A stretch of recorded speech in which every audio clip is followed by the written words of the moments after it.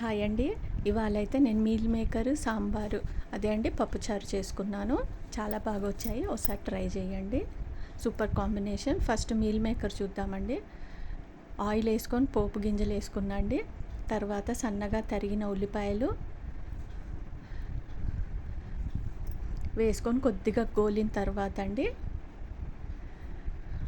అల్లం వెల్లుల్లి పేస్ట్, కొద్దిగా పసుపు వేసుకున్నాను.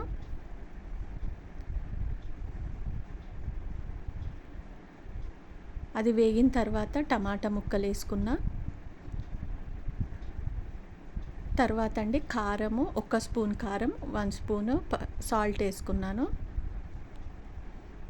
తర్వాత వేడి నీళ్ళల్లో నానబెట్టిన మీల్ మేకర్ అండి గట్టిగా పిండేసి వేసుకున్నా.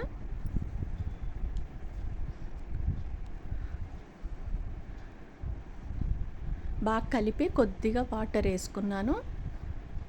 తర్వాత ఒక్క విజిల్ పెట్టుకోవాలండి.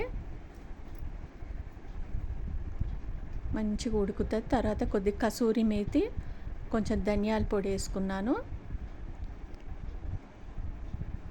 అది ఉడికిన తర్వాత కొద్దిగా కొత్తిమీర వేసుకుంటే ఇంకా అయిపోయిందండి. Tasty meal maker, easy and tasty, healthy కూడా అండి.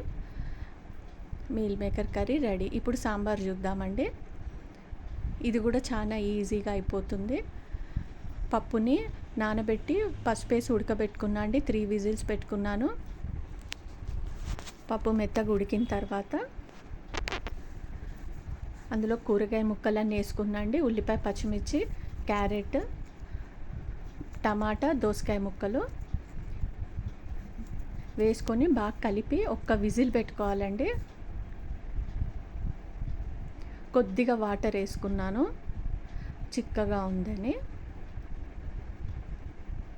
మళ్ళీ అడుగు అంటుతుంది కదా, అందుకని కొంచెం వాటర్ వేసుకున్నా. ఒక్క విజిల్ పెట్టుకున్నాక ఈజీగా అయిపోద్దండి. ఎప్పుడన్నా హడావిడి ఉన్నప్పుడు తొందర చేసుకోవచ్చు.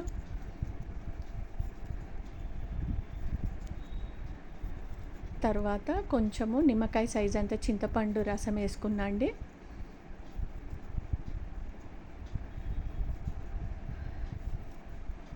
వన్ స్పూను సాల్ట్, 1.5 స్పూను, లేకపోతే మీ టేస్ట్కి తగ్గట్టు 1.5 స్పూను కారము,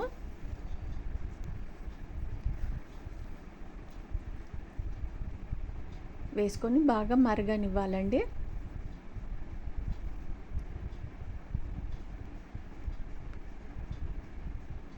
మరుగుతున్నప్పుడు తాలింపు పెట్టుకుందాము. సింపుల్గానేనండి. ఆయిల్ వేసుకొని తాలింపు గింజలు వేసుకొని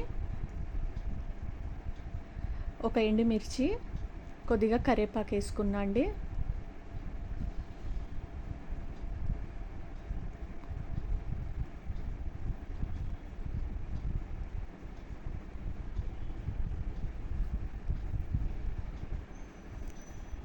చాలా ఫాస్ట్గా అయిపోతుంది ఈ పద్ధతిలో సాంబార్, పప్పుచారు. తర్వాత ఈ తాలింపుని కొద్ది పసుపు కూడా వేసుకొని ఈ తాలింపుని మరిగే సాంబార్లో పోసేయాలండి.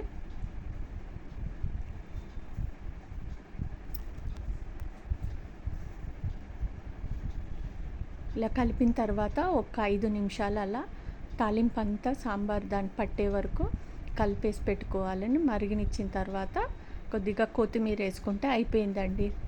ఈజీగా సాంబారు అయిపోయిందండి. Thank you for watching.